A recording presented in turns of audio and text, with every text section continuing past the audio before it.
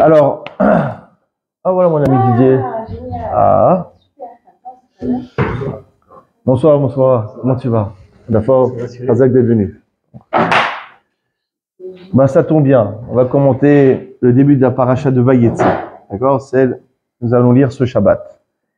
Donc on va relire le début de la paracha. Vayetze Yaakov Be'er Shava. Yaakov a quitté Be'er Shava.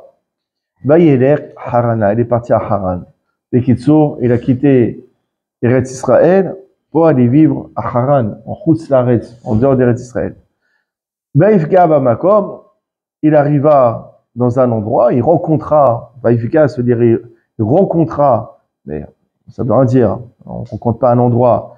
Il arriva à un endroit, Vaïfga Bamakom, il arriva à un endroit, Vagia Lencham, il passa la nuit là-bas, qui va à Shemesh, car le soleil se couchait. Vaïkar, il a pris Me'avnei des pierres de l'endroit où il se trouvait.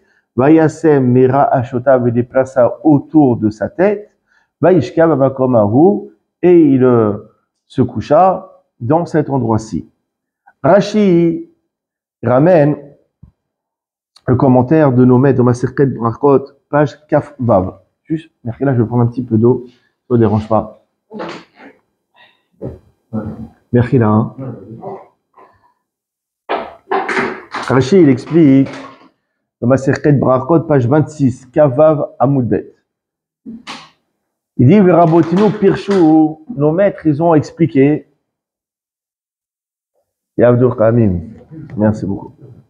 Nos maîtres, ils ont expliqué que ce terme Vaïfga, qu'on a traduit par il rencontra, réellement, la traduction, c'est la chante tefila, c'est-à-dire prier. Vaïfga, il pria. Comme il est écrit dans Jérémie, Yermia, Be'at tifkar bi. Dieu, il dit, ne me prie pas. Et on emploie le terme de tifga, de pegia. Pegia, ça veut dire prier. Et ça veut dire quoi? On nous apprend que Yaakov, à ce moment-ci, il pria parce que la nuit s'est couchée. Et là, Madnou, ils nous ont appris nos maîtres, Shiliken Tiflat Arvit, qu'à ce moment-ci, Yaakov, il a institué la prière du soir, la prière de Arvit. Vaïfga Bamakom, il pria parce que le soleil s'est couché. C'était la naissance de la prière de Arvit. Mishina Kadou Velorkata Vaït Palel. Alors pourquoi la Torah n'a pas dit clairement qu'il a prié? Comment est-ce qu'on dit prier? Fila. Vaït Palel, il a prié parce que le soleil s'est couché. Pourquoi le passouk, il n'a pas dit Vaït Palel, qui est le terme générique pour dire prier? On a employé un synonyme qui est peu fréquent, qui est Vevga, parce qu'on va nous donner un deuxième enseignement. Une madra pour t'apprendre, chez Kapsalo Haaretz, que le chemin lui a été raccourci. Vaïfka, il rencontra le chemin. C'est-à-dire quoi? Il arriva à bon port, à bonne destination. Il est arrivé à Jérusalem, tandis que c'était pas prévu. Il est arrivé plus tôt que prévu. Vaïfka, il était déjà arrivé. On nous apprend qu'il y a eu un miracle, que le chemin s'est raccourci. Si on nous avait dit qu'il a prié, jamais on aurait été informé de ce miracle. Quand tu me dis Vaïfga, il rencontra l'endroit, j'apprends deux choses. J'apprends qu'il a prié et j'apprends que le chemin lui a été raccourci. Le Sifter Hakamim, il ramène au nom de Rabbi Eliyahu Mizrahi. Si on prend l'explication que Vaïfga Bamakom, ça veut dire que Yaakov s'est mis à prier. Comment tu vas traduire le mot Bamakom? Makom, c'est l'endroit. Ça veut rien dire de dire Vaïfga Bamakom. Bonsoir, bonsoir.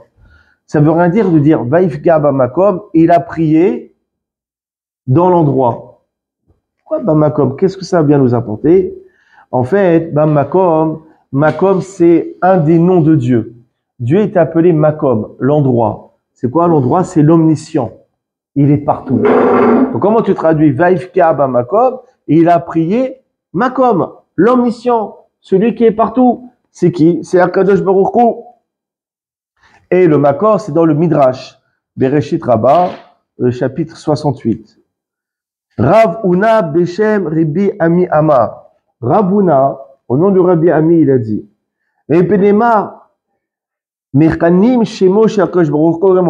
pourquoi est-ce qu'on surnomme Dieu, on lui donne l'appellation de Makom? Pourquoi Dieu on l'appelle l'endroit? Sheo Mekomo Shola, parce que Dieu est l'endroit où se trouve le monde. Ben Olamo Mekomo, mais c'est pas le monde qui est son endroit. Quand on dit Dieu, il est partout, ça veut dire il est que partout sur terre, mais pas ailleurs. Non, c'est la planète Terre qui est dans Dieu. Dieu, il englobe, il dépasse, d'accord, notre monde, notre planète, d'accord. C'est partout qui est dans Dieu. Dieu, il dépasse la notion de partout. Faut pas dire Dieu, il est partout. Oh, c'est grave de dire cela. Dieu, il est partout. Ça veut dire il est partout dans notre monde, mais pas ailleurs. Non, partout est dans Dieu. D'accord? Comme tout ce qui existe est dans Dieu, d'accord? Donc Dieu, c'est l'emplacement de chaque chose. C'est pour ça que Dieu est appelé l'endroit. L'être,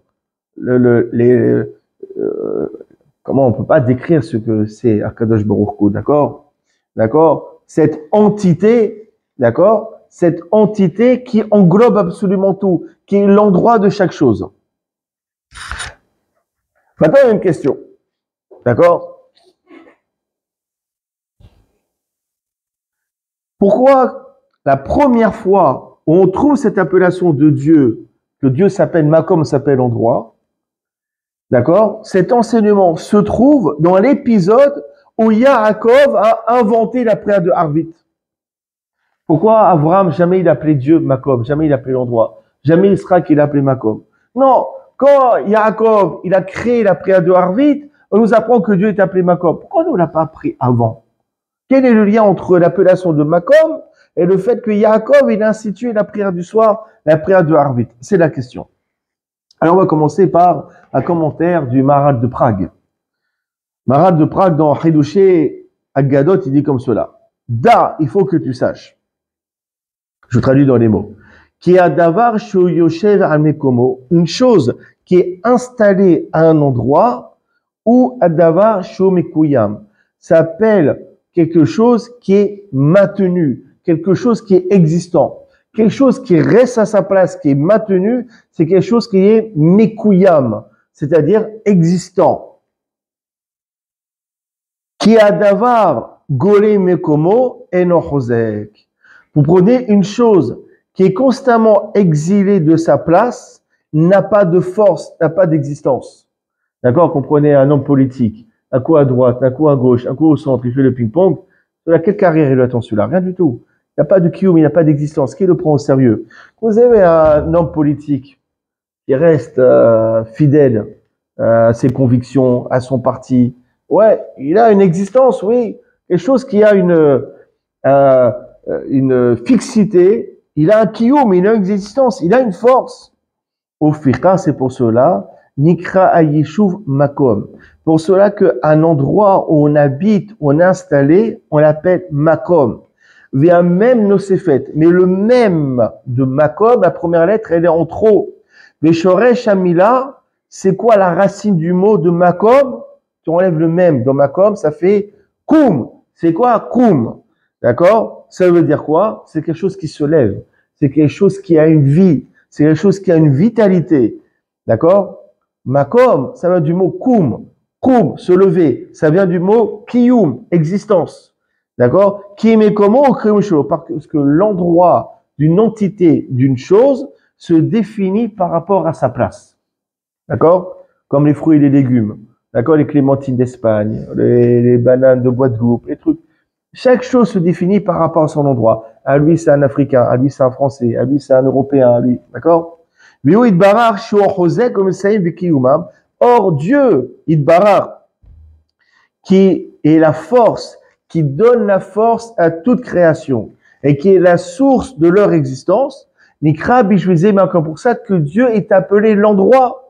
Parce que c'est Dieu qui donne une existence à chaque chose. Or, qu'est-ce qui donne une existence à chaque chose? C'est son endroit. Donc, étant donné que Dieu joue le même rôle qu'un endroit, c'est-à-dire qui est celui de donner une existence à une entité, pour ça que Dieu est appelé, l'endroit est appelé Makom. Explication du Maharal de Prague. C'est très joli. D'accord? Effectivement, que je me rends compte, il a créé le monde, il a fait vivre toutes choses, comme il est écrit, Nehemia, il est écrit dans Nehemia, Vatam Mehayel Kulam, on lit tous les matins dans la prière, toi tu fais vivre toutes choses. D'accord? Or, c'est Akash Baruch Hu, il retire son désir de prodiguer une vitalité. Le monde, il s'annule. Ouais, c'est quoi la destruction du monde? Parce qu'en Dieu, il ne désire plus que les choses existent. D'accord? Par conséquent, d'accord, si Dieu il détruit le monde, on peut pas dire, donc, par conséquent, généralement, pardon, d'accord, du fait que Dieu, s'il retire son désir de prodiguer la vie dans chaque existence, eh ben, chaque existence s'annule. On peut pas dire, du coup, que le monde est l'endroit de Dieu. On peut pas dire que Dieu est partout, parce que c'est grave si tu dis que Dieu il est partout, que Dieu il réside dans ce monde, que le monde c'est l'endroit de Dieu, ça voudrait dire quoi? Que c'est le monde qui donne la vie à Dieu. Shalom. D'accord? Pour ça, qu'est-ce qu'on dit? On dit que Dieu est l'endroit du monde. Parce que c'est Dieu qui donne la vie à tout ce qui existe dans le monde. D'accord? Le Maharal de Prague, comme ça, il explique le Midrash qu'on a vu. Pour ça, d'ailleurs, dans la prière, qu'est-ce qu'on dit dans la bracha de Modim? On dit, nous te remercions pour nos vies qui sont délivrées, qui sont livrées entre tes mains. D'accord? Ça veut dire quoi? Nous sommes tous entre les mains de Dieu. D'accord? D'accord? On est tous à l'intérieur de ses mains. D'accord? Parce que Dieu, le monde, Dieu est l'endroit du monde. Et donc, nous, chaque chose, nous sommes dans Dieu, nous sommes entre les mains de Dieu. C'est pour ça qu'on dit, vous avez, si on essaie d'approfondir, pourquoi Dieu s'appelle Makom? Parce qu'il donne la vitalité de chaque chose, on l'a compris. Mais aussi, de ces Gemara, de ce Midrash, de ce Maharal de Prague, on va nous apprendre quelque chose, que Akash Baruch Hu, il fixe pour chacun de nous sa place dans le monde. Dieu, il fixe à chacun où il va habiter, où il devra aller. Dieu, quand il a marqué le Maser Kanida, il décide si la personne, elle va être pauvre ou riche, si elle va être forte ou faible, si elle va être intelligente ou bête. Pourquoi? Parce qu'Akash Baruch Hu, il donne exactement ce que la personne a besoin pour se développer. Donc, qui fixe l'endroit où la personne va se construire? C'est Dieu. C'est pour ça qu'il s'appelle Makom. Parce que c'est lui qui attribue l'endroit où on va se trouver pour que nous puissions évoluer de la meilleure manière. Maintenant, Botaï, on va se mettre un peu à la place de Yaakov. Yaakov, on a vu que sa vie, elle a changé du jour au lendemain. À quel âge il a quitté ses parents, Yaakov? C'est un vrai juif, 63 ans. D'accord? Célibataire endurci. Mais 63 ans en Bretagne, 63 ans de bonheur. Il s'est rien passé. Dans les premières 63e années de Yaakov, on parle pas de lui. Il n'y a rien à raconter. C'était Club Med. C'était la tranquillité pour lui. D'accord? Il était où? Il habitait chez ses parents. Jusqu'à l'âge de 63 ans. D'accord? Et qu'est-ce qu'il faisait toute la journée? Prier, étudier. Peinard, la belle vie. D'accord? Comme il est écrit, comment le passouk le décrit. Yaakov ishtam yoshev harim. Yaakov, c'était un homme simple. Il était installé dans les tentes. C'est quoi dans les tentes? D'accord? C'est pas, il faisait bomboleya. C'est quoi, il était dans les tentes? Non, il était, Rachel explique, il était dans la tente de la yeshiva, de Shem et de Haiver. Et voici que du jour au lendemain, sa vie a basculé. D'accord? Sa mère lui a conseillé de voler les bénédictions à son frère jumeau Aïsav. À partir de ce moment, Aïsav s'est juré de tuer son frère. Donc, il était obligé, d'accord, de fuir vers Haran et aller dans un endroit où les gens sont mauvais. Son oncle, Lavan, c'est un pourri de la pire espèce. D'accord? Il va travailler comme un forcené pendant 20 ans. La vie, elle a changé du jour au lendemain. Prenez quelqu'un qui a passé toute sa vie à la yeshiva, à étudier 18 heures par jour. Vous allez le prendre, vous allez le mettre à l'armée, vous allez le mettre vendeur dans un magasin.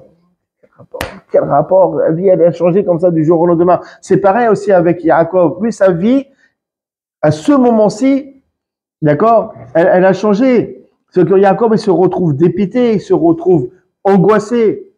Il y a tous ces repères qui sont balayés du jour au lendemain. Alors, qu'est-ce qu'il a fait à ce moment-ci?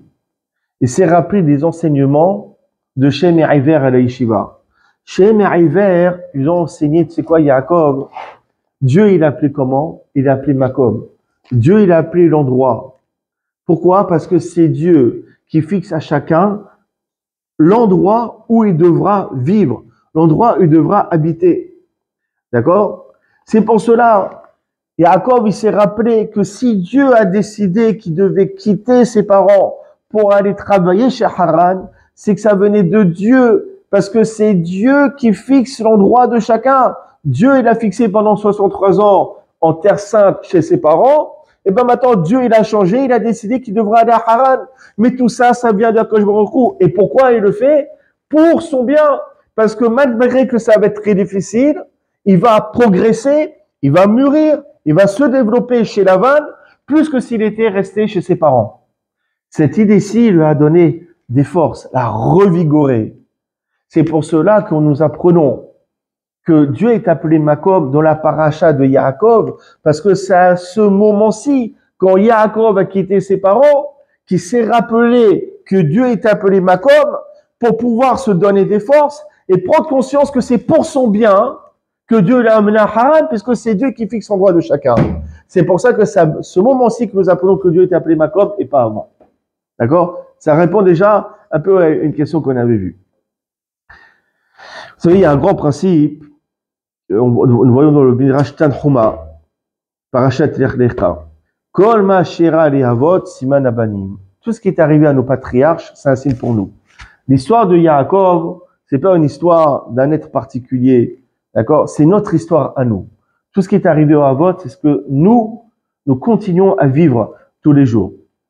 Et justement, le fait que Yaakov, il ait fui, il a quitté la terre sainte pour aller à Haran, c'est quoi? C'est l'histoire du peuple juif qui quitte la terre d'Israël et qui va en diaspora, qui va en exil.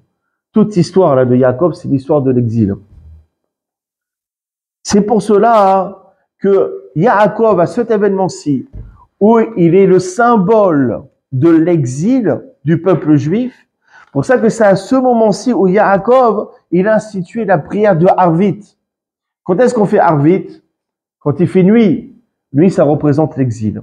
La noirceur, les ténèbres de l'exil. D'accord? Pour ça qu'à ce moment-ci, je suis en train de symboliser l'exil du peuple juif.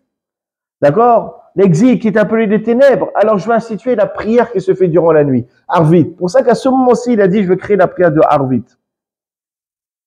Et pourquoi? Parce que la prière de Arvit, elle nous permet de ne pas désespérer. Surtout en hiver, Arsob, à 5 heures, il fait nuit. Quelle angoisse, mon Dieu. D'accord? On n'en peut plus. Ouais? Quand tu fais Arvit, ça va mieux. Ça donne un peu de courage, ça donne un peu d'oxygène. Pourquoi? Parce que dans les mots de la prière de Arvit, il y a beaucoup de consolation. Le Rav Akadosh, Mirabshitz, d'accord? Il dit par exemple dans Arvit, qu'est-ce qu'on dit après le schéma? On dit Emet ve'emuna. On dit ces paroles-ci du schéma, c'est vrai. Ve'emuna, on a la emuna, on a la croyance. Regardez les mots de Rav Mirabshitz, il dit comme cela. Nos maîtres ont institué de dire ce texte Emet ve'emuna la nuit.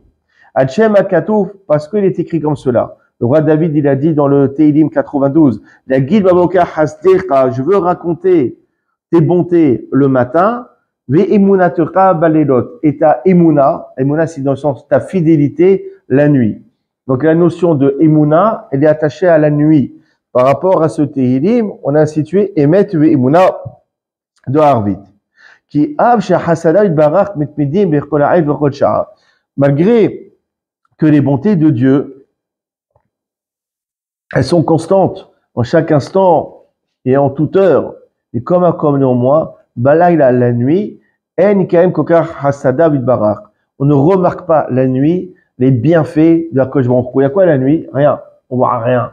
D'accord? Tu vois pas les fruits qui poussent, tu vois pas les arbres, tu vois pas la nature, tu vois pas les oiseaux qui chantent. Tu vois quoi la nuit? Tu vois rien. Donc la bonté de Dieu, malgré qu'elle est effective, elle n'est pas visible. Ce qui n'est pas le cas de la journée. La journée, tu vois les bontés de Dieu, tu vois les merveilles de la nature, les couleurs, les animaux, etc. C'est pour cela. C'est pour cela Un homme, il va Kéchim, nous demandons,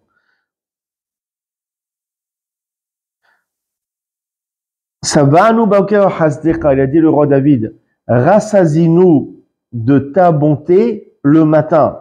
Chez nous, Hassimi Goulim, c'est que nous voulons recevoir des bontés qui ressemblent au matin, c'est-à-dire des bontés qui soient visibles, pas cachées. Voilà, parfois on dit, ah, j'ai eu un PV, Gamzou les Tova. Mais moi, j'en voulais pas, moi, de ça. Je veux pas peux pas me donner d'une Tova sans passer par une galère. Oui ou non? Ah, il était obligé d'aller à l'hôpital, mais Gamzou les Tova, ça l'a sauvé de quelque chose. Il ne pouvait pas me sauver autrement que m'amener à l'hôpital. D'accord? Il y a plein de choses comme ça. Parfois, on vit des galères et ça nous sauve. Donc, on voit la bonté de Dieu, mais c'est caché. On demande à Dieu, on veut des bontés, mais pas en passant par des galères. D'accord? On veut des bontés qui soient visibles, des bontés qui ressemblent au matin, qui ressemblent au jour. C'est pour ça que la nuit, on ne remarque pas, ne sont pas visibles les bontés de Dieu. Il faut renforcer notre émouna, particulièrement la nuit. Malgré qu'on ne voit pas les bontés de Dieu. C'est pour ça que même durant l'exil qui est comparé à la nuit, il faut aussi se renforcer dans la émouna durant la période de l'exil. Espérer le salut, la délivrance et prier qui va nous donner la Géoula très rapidement, Bezrat Hashem. De la même manière que la nuit, on ne remarque pas les bienfaits de Dieu, il faut renforcer notre émouna, d'où la bracha dans Arvit, émettre de émouna pour renforcer notre émouna. Pareil, dans toute la période de la diaspora, dans toute la période de l'exil, on ne voit pas les bienfaits de Dieu, puisque nous sommes en galoute, il faut qu'il y ait ce travail de renforcer notre émouna.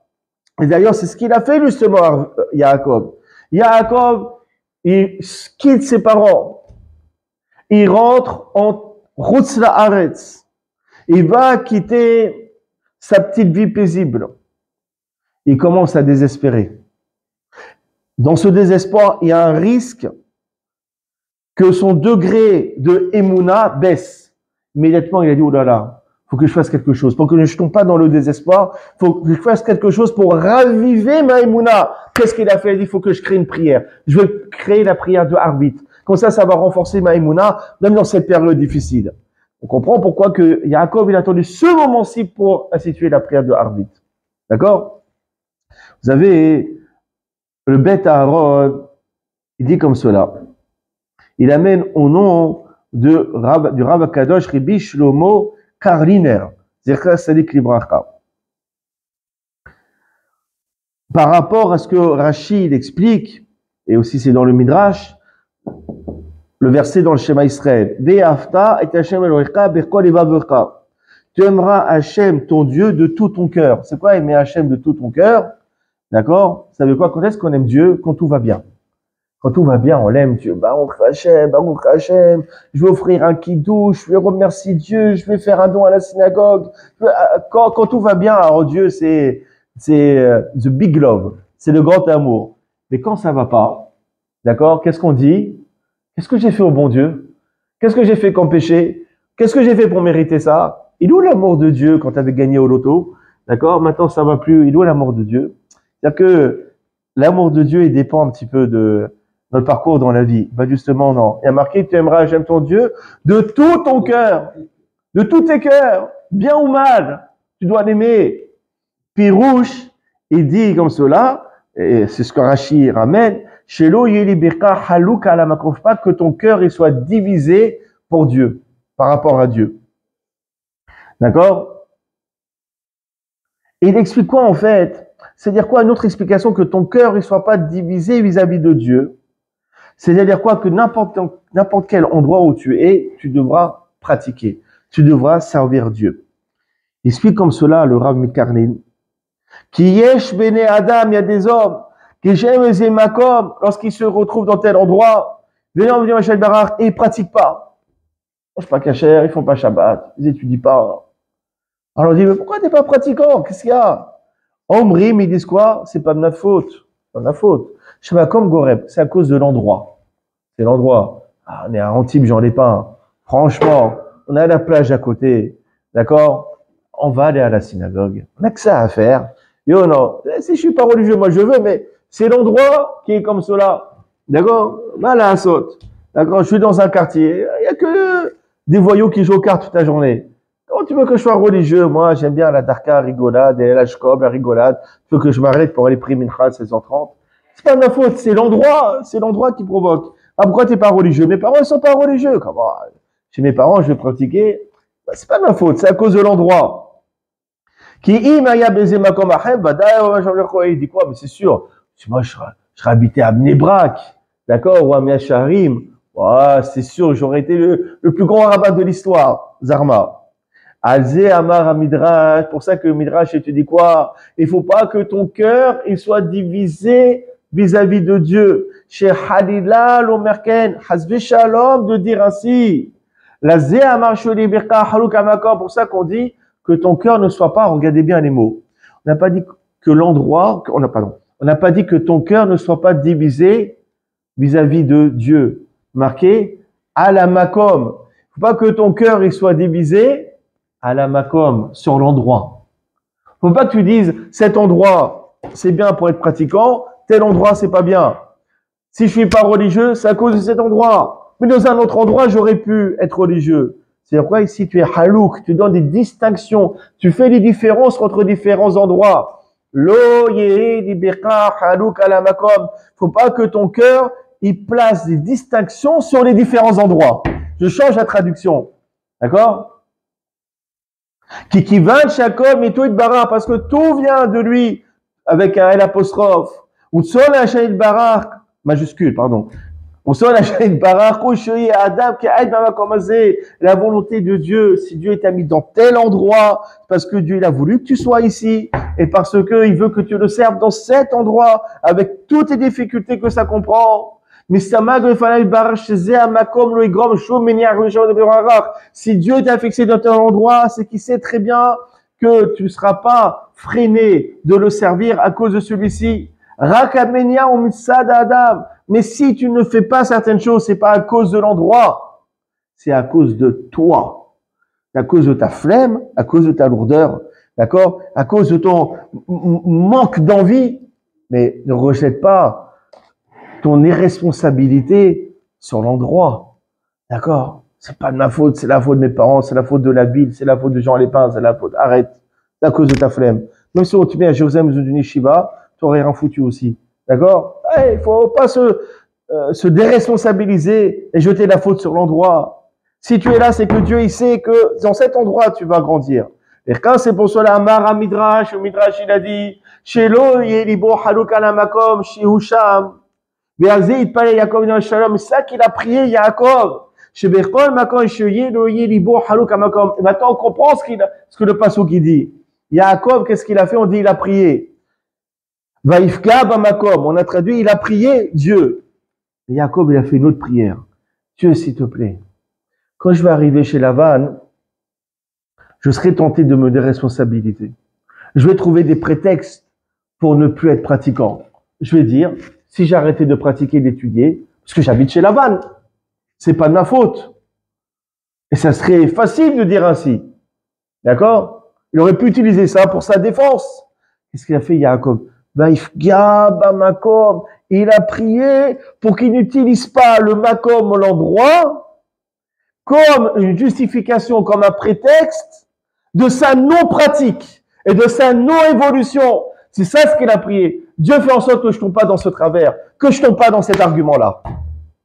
La force. Comment tu changes la traduction des mots et comment le sens il prend une autre dimension. Et justement d'ailleurs, Barminan, il y a un minag, une coutume chez les Ashkenazim, lorsqu'il y a un endeuillé, ils disent une phrase particulière. Amakom menahem etrem betor she'ar avei Sion Yerushalayim.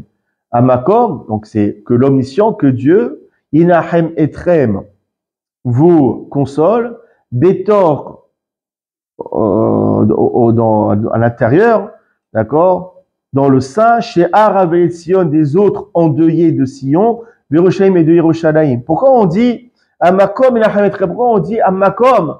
Dieu, l'omniscient, il vous console. Ouais, pourquoi on dit pas Yudke Vavke? Kadosh Baruch Hu, pourquoi on dit Amakom? On dit parce qu'on dit justement, Une personne a perdu un être cher.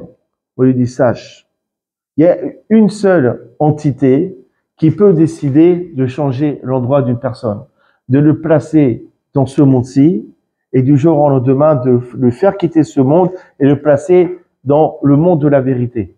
Hamakom, c'est l'endroit. C'est quoi? C'est celui qui fixe les endroits, qui a décidé que cette personne devait quitter ce monde pour un autre, que celui qui a pris cette décision vous amène la consolation. C'est pour ça qu'on a employé le terme de Hamakom.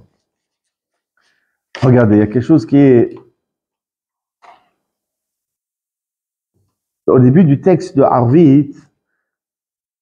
D'accord? On voit toute l'histoire un petit peu de l'exil de Yaakov. Marqué comme cela. Hein. Avant, Yaakov, il était quoi? Il était dans la lumière de la Torah. Dans la lumière du service de Dieu. Il était bien chez ses parents. D'accord? Et après, qu'est-ce qui s'est passé? Son monde, son petit cocon, s'est obscurci. C'est le début de Arvit. Asher bidvaro ma'ariv aravim berchokma. C'est quoi? Par sa parole, il a provoqué les ténèbres. On parle de quoi ici? De Yaakov. Dieu il a décrété que le bonheur de Yaakov devait prendre fin.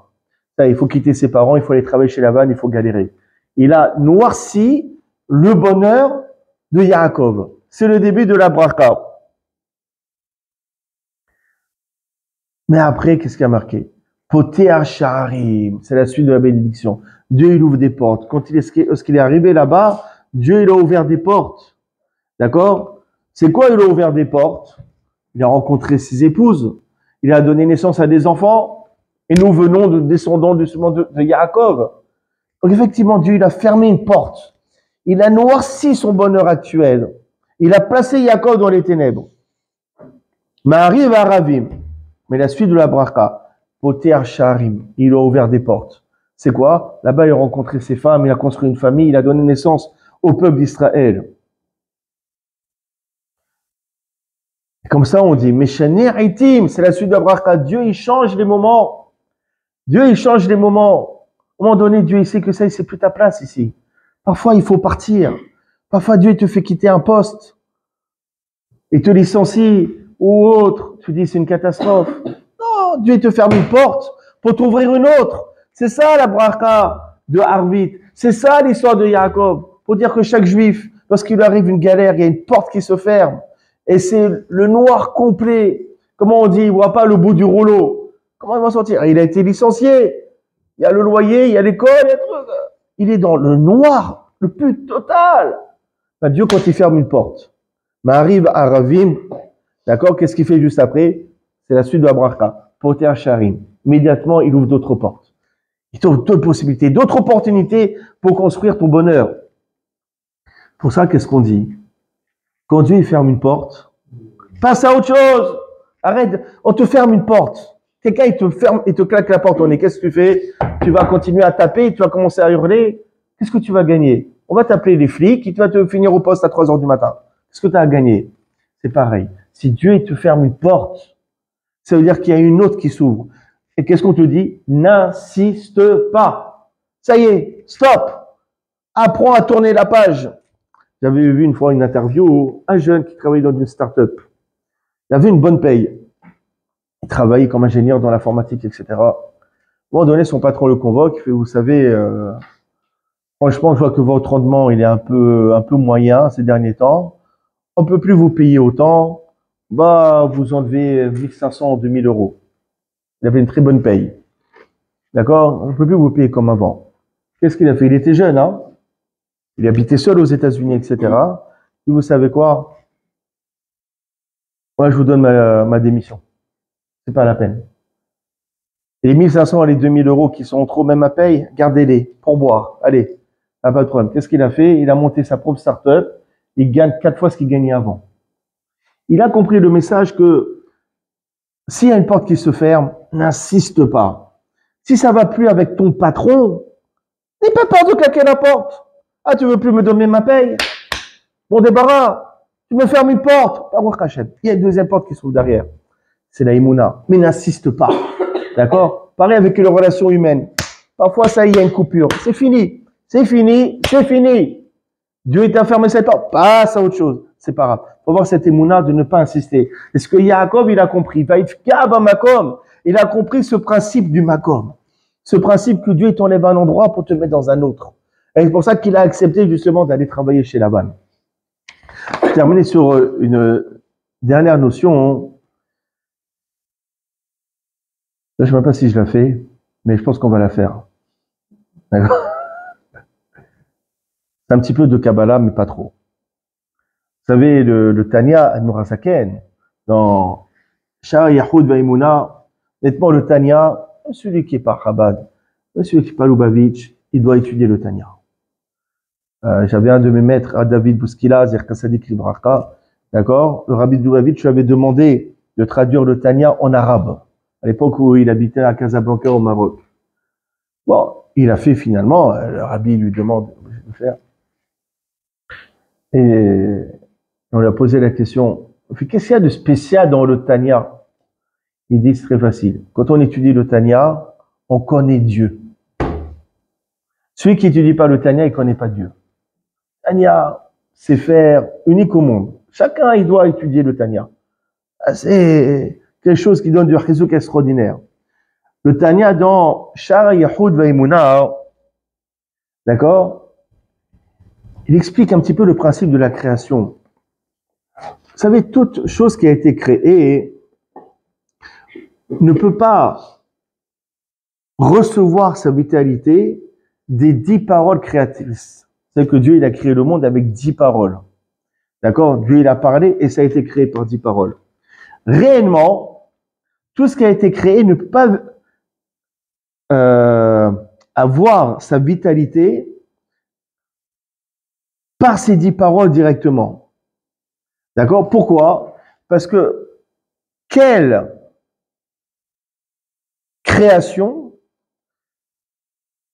peut rester, peut supporter la parole de Dieu. Chaque parole de Dieu, c'est quelque chose qui va brûler la chose qui a été créée. D'accord? Une chose ne peut pas résister à la parole de Dieu. D'accord? Ne peut pas exister face à la parole de Dieu. Alors comment on fait? On a dit que Dieu il a créé par la parole. Alors comment les choses qui ont été créées ont pu exister? En fait, Akadosh Baruch Hu, il a fait ce qu'on appelle un tzimtzum.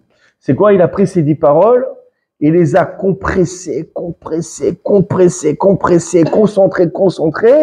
d'accord? De sorte que ces paroles soient supportables pour ces créations et qu'elles justement puissent exister. Comment? C'est quoi ces tzimtzum? C'est quoi ces contractions? D'accord? Si tu prends les noms de Dieu, d'accord? Ouais, c'est tzimtzum. D'accord? Tu prends ces noms de Dieu, d'accord? Et tu les compactes, et tu les transformes, d'accord? Jusqu'à qu'elles puissent exister dans ce bas monde-ci. Oui, après, il rentre encore dans d'autres choses. Absolument. Les sphérotes, etc. C'est pareil aussi. Vous savez, le nom de Dieu, c'est quoi? C'est Yud Ke Vav Ke, le nom de la Rahamim, le nom de la miséricorde de Dieu, c'est le tétragramme. Yud, He, et ensuite Vav et He. Dieu, il a créé le monde avec de la miséricorde.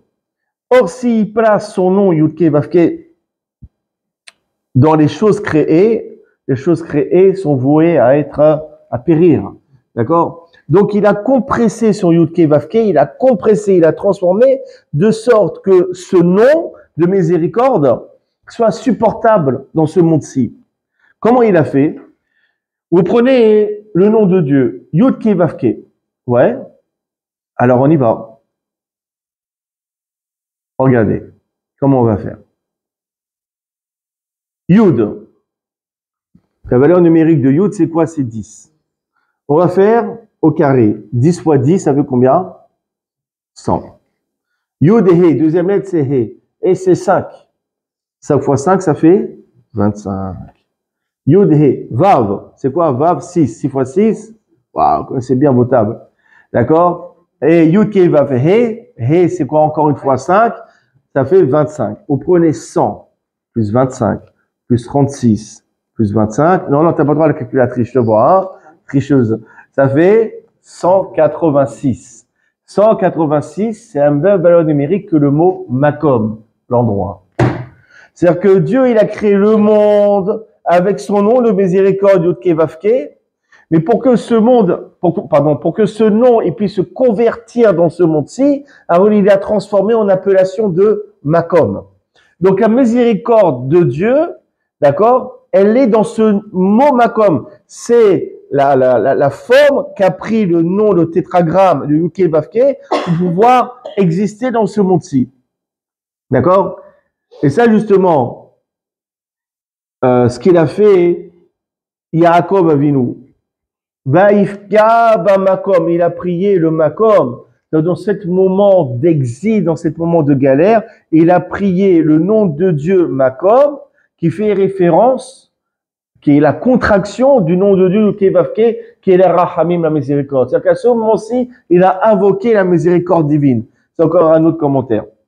Et là, je vais vraiment terminer là-dessus. On dit dans Pirkei Avot, Ksheata mitpalel, on dit comme cela. Dans le deuxième chapitre, à Mishnah et Gimel, on dit lorsque tu pries, ne fais pas ta tfila, ta prière comme quelque chose de fixe. C'est quoi? Comme une corvée. D'accord? Comment tu fais ta prière? 3 pas en avant, 3 pas en arrière. C'est devenu une chorégraphie de Michael Jackson, le truc. 3 pas, 3 pas. Ça a duré 1 minute, sa prière. Ne fais pas ta prière comme une galère, comme si tu allais sortir la poubelle, comme une corvée, comme une charge à se débarrasser. Non. Et là, rahamim tachanunim, faut que ta prière soit une miséricorde, demande de miséricorde et des supplications, l'ifne amakom baruchu, devant Dieu. Ici, comment on l'appelle Dieu? On l'appelle amakom, l'endroit. Et regardez ce commentaire, c'est tout ce que je dis, c'est du Rav Pinchas Friedman, c'est que le tien, hein? D'accord? En fait, on te dit, ne fais pas ta prière comme quelque chose de fixe. D'accord? Ça veut dire quoi? Faire ta prière comme quelque chose de fixe. Tu dis, Dieu, donne-moi la santé, donne-moi la parnassa, donne-moi ci, donne-moi ça, mais s'il te plaît, dans cet endroit. Voilà. Moi, je suis à Betteville, je veux tout à Betteville. Je veux pas quitter d'endroit. Tu fais ta prière comme quelque chose de keva, de fixe. Dieu, je veux tout. Mais Aïcha, Akadosh Baruch Hu, s'il te plaît, je veux pas changer d'endroit. Je suis bien où je suis bien dans mon quartier. D'accord? Fixe. Ne fais pas ta prière comme quelque chose de keva, de fixe. Ah, quand tu pries, accepte cette idée que parfois Dieu, pour ton bien, il sera obligé de te faire changer d'endroit pour aller dans un autre endroit. Accepte cette possibilité qu'à un moment donné, il faudra peut-être faire ses bagages, se déraciner, quitter sa zone de confort pour obtenir ce que tu désires. D'accord? Ne fais pas ta prière comme une chose de keva, tu veux tout recevoir dans cet endroit, mais rends ta prière comme une demande de miséricorde. L'ifne amakom, c'est quoi l'ifne amakom? Devant l'endroit. Accepte cette idée que pour obtenir ce que tu veux, parfois il faut changer d'endroit. D'accord? Pourquoi? Parce que quand je me recours, parfois il a shoné makom, shoné mazal. Quand on change d'endroit, on change de mazal. Faut accepter cette idée que parfois on a besoin de se déraciner pour pouvoir réussir et progresser malgré toutes ces difficultés que ça peut engendrer. Mais il faut accepter cette idée parce que c'est Akadosh Baruch Hu qui est makom, qui fixe le makom de chacun. Baruch Adonai Olam, amen et amen.